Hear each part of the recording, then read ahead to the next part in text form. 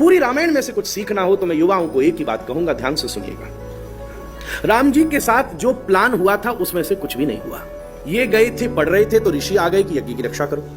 विश्वामित्र जी के साथ गए तो उनके साथ सीख रहे थे साधु के साथ कैसे रहते हैं, तो धनुष टूटा, शादी हो गई। शादी भी प्लानिंग से नहीं हुई है, कुछ शादी के लिए थोड़े ना गए थे। जब शादी के लिए गए तो पिताजी माताजी तक नहीं है, गुरुजी के साथ गए। अब चलो एक की शादी होनी थी कि चारों की हो गई। अब वापस लौट कर आए और सोचा कि चलो अब हस्बैंड वाइफ आनंद लेंगे, तो उन्होंने कह दिया कि जंगल जाओ। वहां भी भैया आ गया।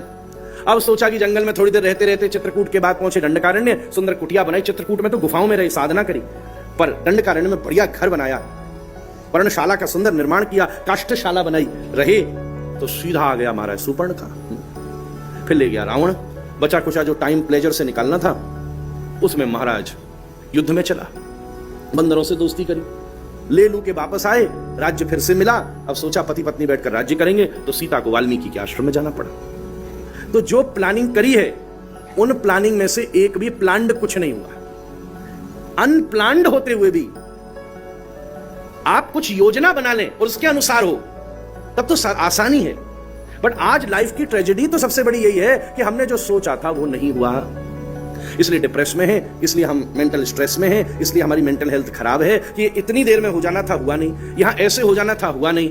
जब हमारी जीवन अनसर्टेनिटी से भरा है तो यहां कुछ भी प्लान्ड कैसे हो सकता है। पर मैं आपसे निवेदन करूं, आपकी लाइफ की अनप्लान्ड सिचुएशन में भी कैसे परफेक्शन के साथ जीना चाहिए, यह हमको हमारे जीवन में भगवान श्री राम की कथा सिखाती है।